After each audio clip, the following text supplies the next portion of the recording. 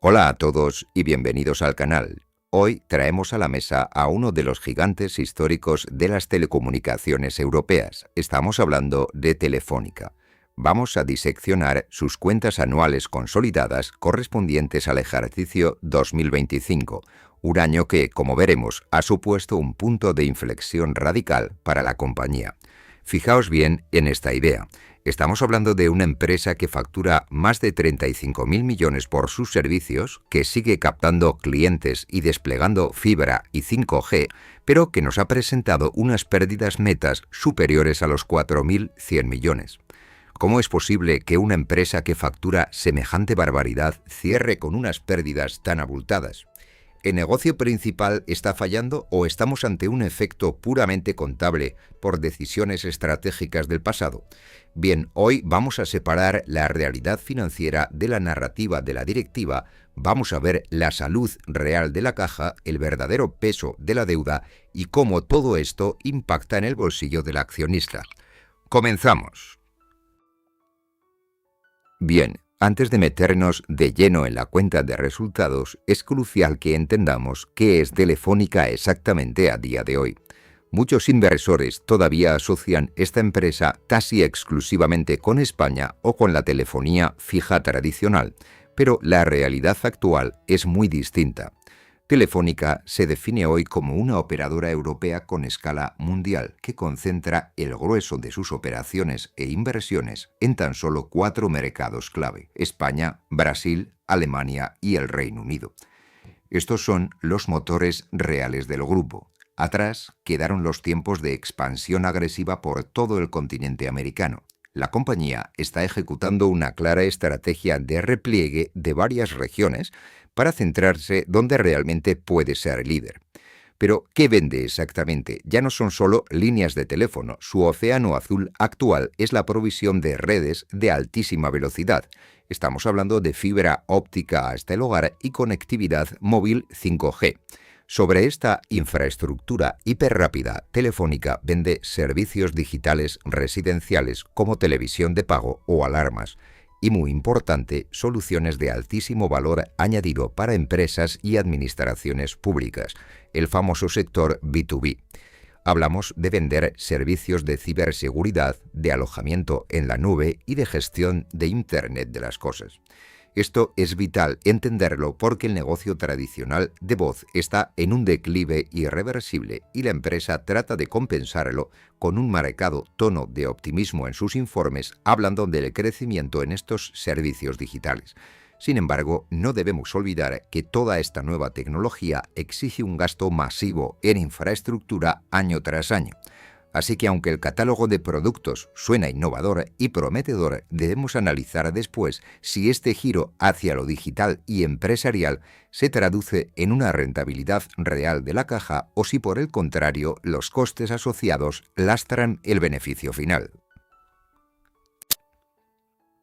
Bien, si queremos entender por qué una empresa con ingresos estables reporta unas pérdidas tan abultadas, tenemos que detenernos obligatoriamente en esta diapositiva: el abandono casi total de Hispanoamérica. En el informe anual que estamos analizando, la directiva presenta estas ventas como un éxito estratégico para reducir exposición. Y si bien es cierto que minimizan el riesgo divisa a futuro, el precio contable que han pagado es altísimo. Durante el año 2025, Telefónica ha cerrado las ventas de sus negocios en Argentina, Perú, Uruguay y Ecuador y ha dejado acordada la salida de Colombia. ¿Y qué significa esto desde un punto de vista contable? Bien, cuando tienes una filial en un país con una moneda que se deprecia constantemente, como ha pasado con el peso argentino, vas acumulando unas pérdidas contables latentes por la diferencia de cambio en tu patrimonio neto. Cuando finalmente vendes esa filial, la normativa contable, la NIF 5, te obliga a pasar todas esas diferencias negativas acumuladas durante años directamente por la cuenta de resultados. Y el golpe ha sido tremendo. Solamente por la venta de Argentina se han aflorado más de 1.100 millones de euros de pérdidas por diferencias de cambio. A esto hay que sumarle la salida de Perú, un mercado donde Telefónica tuvo que llevar a su filial a un concurso de acreedores debido a problemas operativos severos y al impacto de litigios fiscales arrastrados durante 2 décadas. La compañía suele presentar este movimiento de salida como una limpieza de cartera o focalización en el núcleo, que suena muy bien para los inversores, y no les falta parte de razón en que a largo plazo aporta estabilidad, pero como analistas debemos ser claros, han tenido que malvender activos, asumiendo pérdidas contables gigantescas para poder cerrar este capítulo. Este repliegue es la respuesta real al misterio de las enormes pérdidas netas del año, algo que exploraremos más a fondo cuando lleguemos al beneficio neto. Veamos ahora la base de clientes, lo que solemos denominar el músculo comercial de la compañía. En el mundo de las telecomunicaciones, el tamaño importa. Tener volumen de clientes es lo que permite rentabilizar las enormes inversiones en red. Telefónica cerró 2025 con algo más de 326 millones de accesos en total. Vemos aquí un crecimiento del 2,1% con respecto a 2024. Si leemos el informe de gestión, nos hablan de una ejecución comercial excelente y de liderazgo. Pero, como es costumbre, vamos a rascar la pintura para ver de qué está hecho este crecimiento. Si desglosamos las cifras, vemos que hay luces y sombras. Por un lado, tenemos el crecimiento en la fibra hasta el hogar, el famoso FTTH. Aquí, la compañía crece un 7,5% y roza los 15 millones de accesos. Esto es indudablemente positivo porque los clientes de fibra suelen tener una mayor permanencia, gastan más en el paquete completo de televisión y servicio y generan un ARPU, es decir, un ingreso medio por usuario, más alto. Sin embargo, en el segmento móvil tradicional las cosas están más tensas. Vemos una fuerte caída del 7,4% en los clientes de prepago y también caídas en la base de contrato tradicional, fuertemente penalizada por la alta competitividad en Alemania, donde ha costado retener volumen. El crecimiento total en móviles lo salva casi in extremis el Internet de las cosas, el IoT, que se dispara un 44%. Ojo con este dato, sumar conexiones de máquinas, contadores o vehículos conectados engorda muchísimo la cifra total de líneas operativas, lo cual queda genial en el titular del folleto para inversores. Pero la realidad es que una línea IoT genera fracciones de euro al mes frente a lo que genera un cliente humano de contrato. Así que el titular corporativo del crecimiento global es cierto, pero el inversor prudente debe saber que el mix de clientes está cambiando hacia segmentos de menor valor unitario, forzando a la operadora a competir más en volumen que en precio puro en ciertas divisiones. Vale, entrando en las divisiones geográficas concretas, vamos a poner la lupa sobre los dos principales pulmones financieros de la compañía, España y Brasil. Empecemos por España, su mercado doméstico. Los ingresos aquí alcanzaron algo más de 13.000 millones de euros. Los directivos sacan pecho por haber logrado estabilizar este mercado tras años de guerras de precios asfixiantes. Lo cierto es que, efectivamente, vemos una mejora comercial. Han ganado clientes en contrato móvil y en fibra. La estrategia ha pasado por ofrecer más velocidad, servicios gratuitos como inteligencia artificial y flexibilizar los cambios de terminal para retener al cliente de mayor valor. Dicho de otro modo, en lugar de bajar precios, te dan más cosas para justificar lo que pagas. Esta estabilización en España es vital para sostener la estructura central del grupo. Cruzando el Atlántico, llegamos a Brasil, la verdadera joya de la corona y la gran apuesta a largo plazo del grupo en América Latina. A nivel reportado en euros, los ingresos de Brasil caen casi un 2% hasta los 9.451 millones. Pero cuidado aquí, este es un clásico efecto óptico de contabilidad que puede asustar. La caída no se debe a que el negocio vaya mal, sino a que el real brasileño se ha depreciado frente al euro. Si aislamos el tipo de cambio, Brasil está creciendo a buen ritmo. La estrategia allí es brutal. Están convirtiendo masivamente clientes de prepago a contrato. Ya superan los 51 millones de líneas de contrato en Brasil. Un cliente que pasa a contrato da unos ingresos mensuales recurrentes y predecibles, bajando además la tasa de cancelación a niveles de apenas el 1%. La directiva tiene razones para ser optimista con la operativa brasileña, pero nosotros no debemos perder de vista que el inversor europeo cobra en euros y la volatilidad del real brasileño siempre va a suponer un viento en contra recurrente a la hora de consolidar esos jugosos beneficios locales en las cuentas matrices. Bien, turno ahora para analizar la otra mitad del núcleo duro europeo, Alemania y el Reino Unido. Empezando por Alemania, nos encontramos ante ingresos superiores a los 8.100 millones. Alemania ha sido tradicionalmente un mercado generador de muchísima caja, muy estable. La operadora completó con éxito la oferta pública para hacerse con casi el 100% de su filial alemana en años anteriores, lo que demuestra la apuesta total por el país. Siguen invirtiendo fuertemente en red, cubriendo al 99% de la población con 5G, intentando ganar clientes de calidad frente a titanes como Deutsche Telekom. Su operativa está sana, aunque la madurez del mercado germano hace que los crecimientos sean ya más bien planos o marginales. Pero, sin duda, donde encontramos nubes negras muy serias es en el Reino Unido. Como ya sabéis, Telefónica no opera sola allí, sino a través de una joint venture, una empresa conjunta al 50% con Liberty Global, llamada VMO2.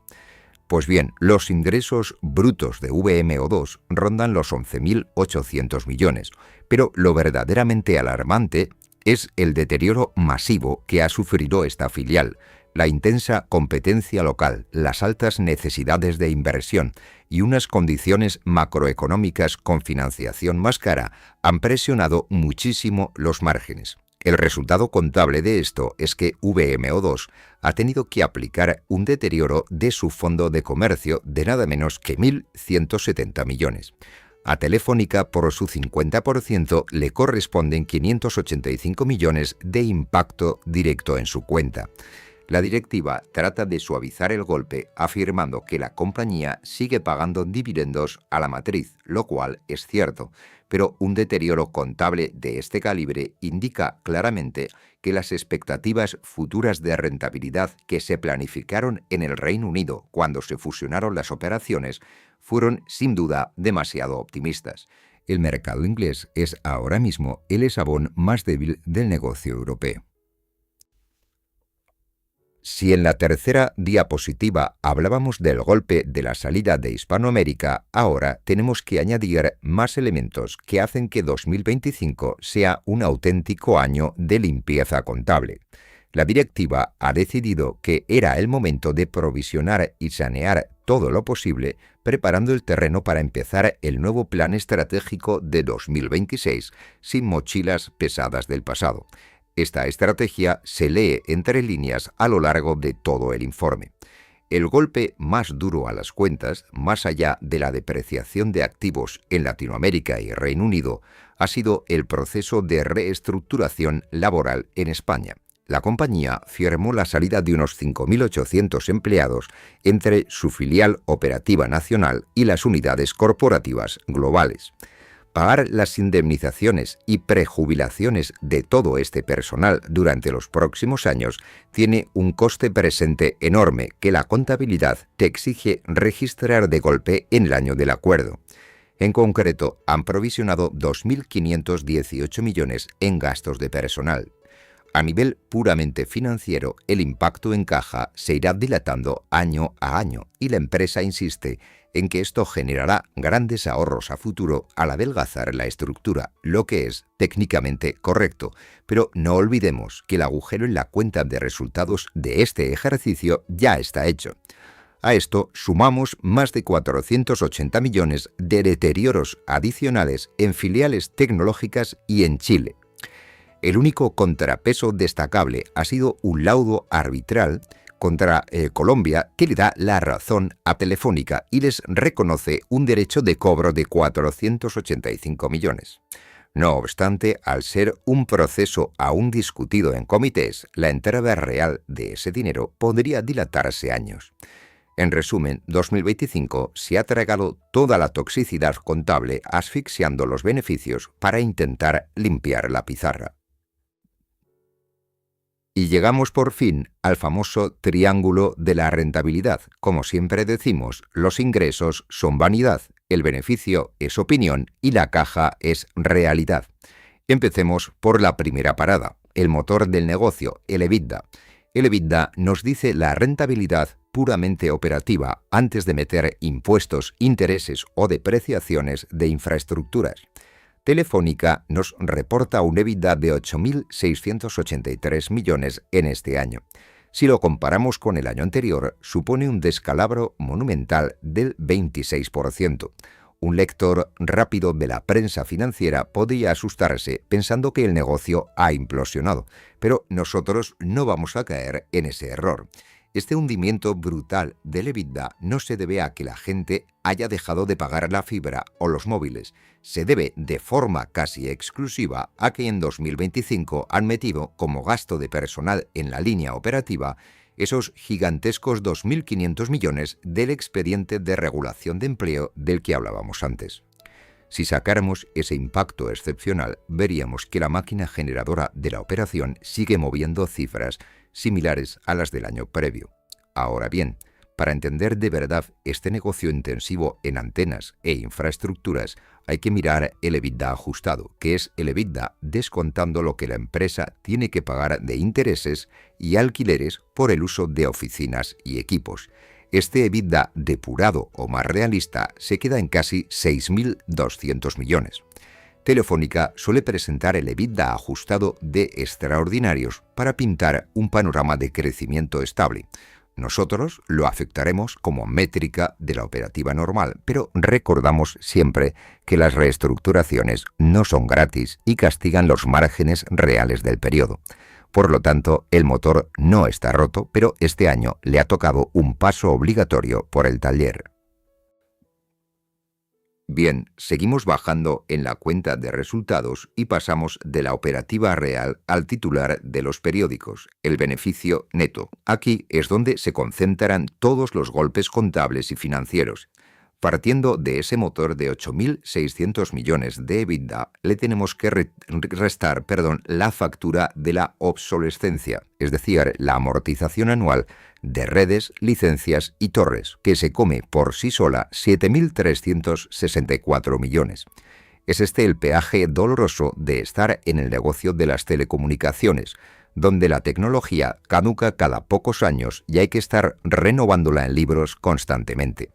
Sumamos a esto los más de 1.700 millones que les cuesta pagar los intereses de su deuda, las minusvalías de la salida de Hispanoamérica y los saneamientos en Reino Unido y Chile de los que ya hemos hablado.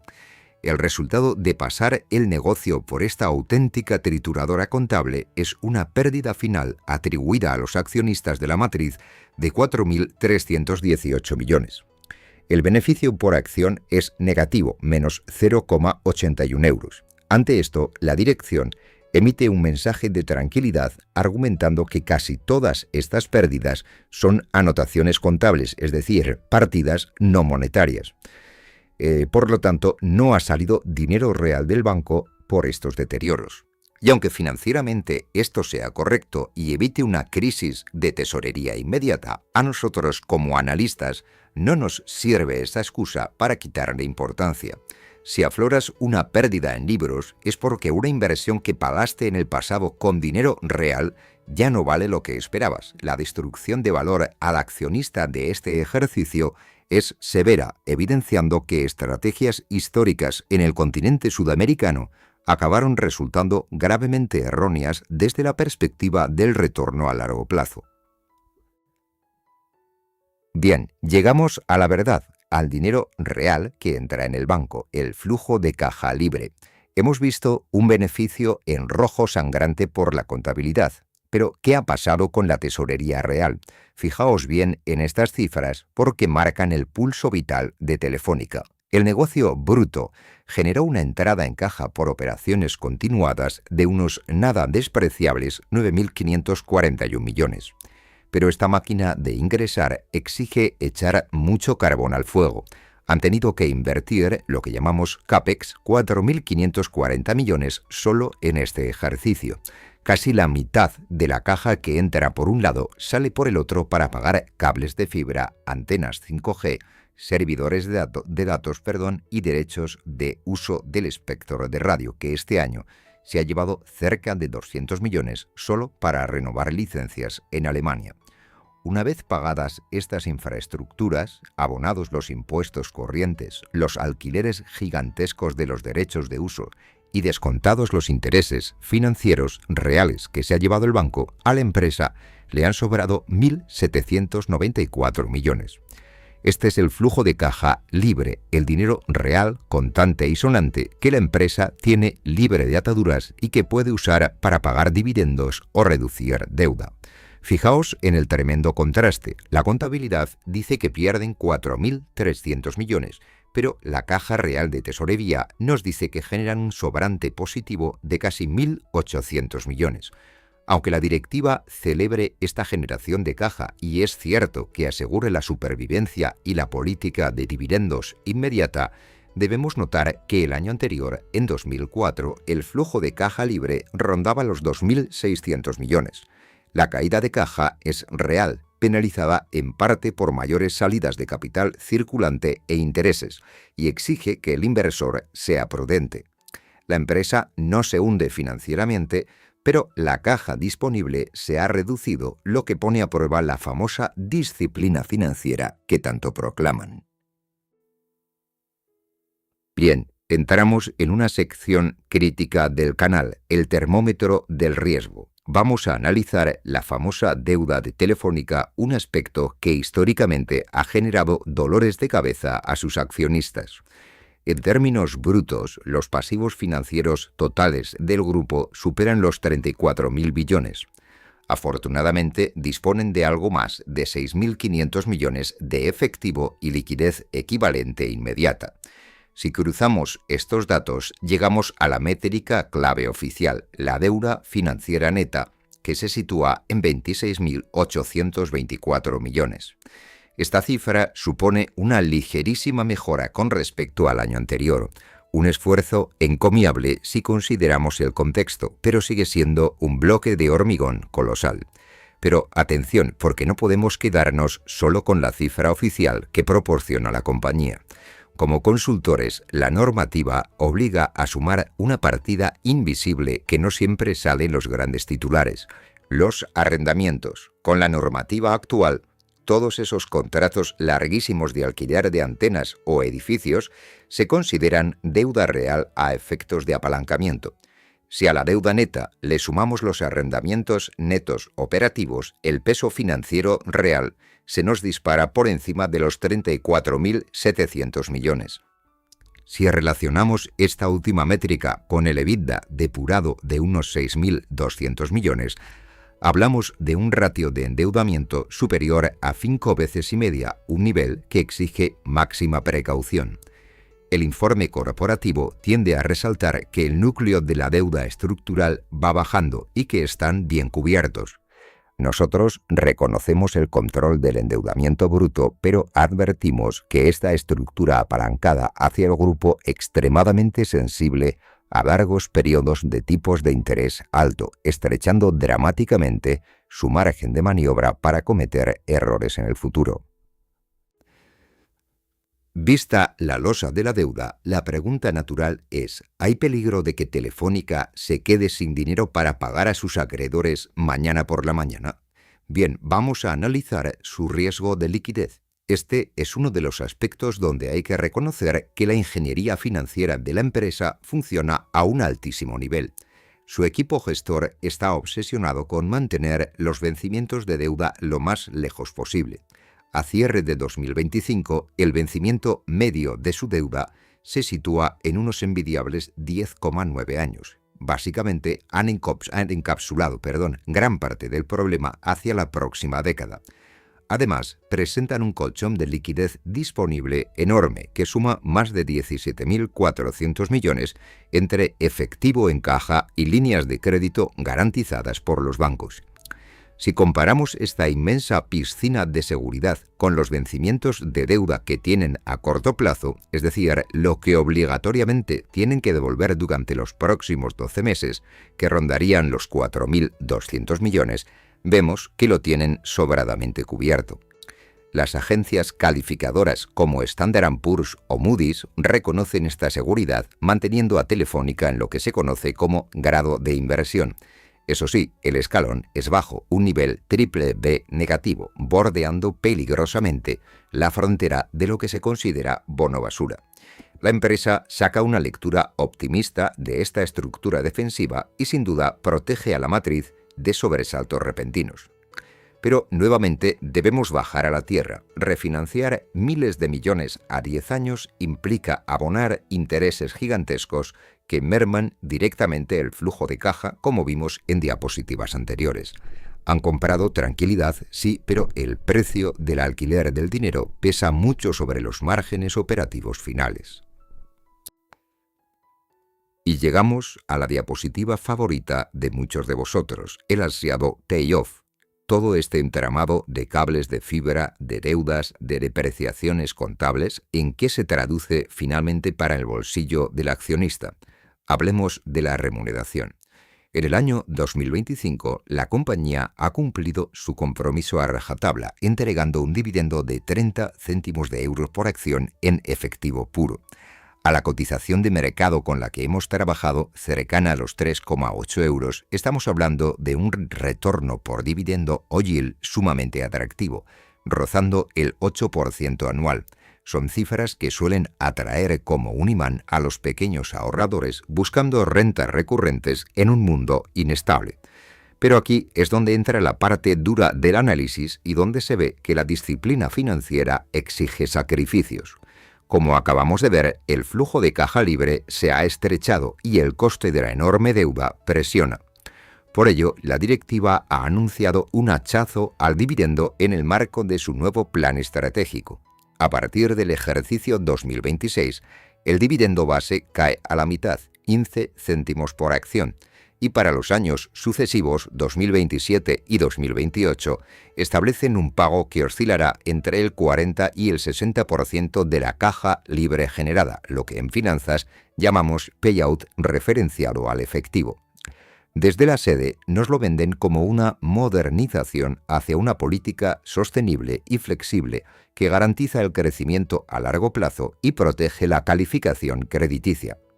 La lectura realista es evidente, ya no sobra el dinero y necesitan retener caja.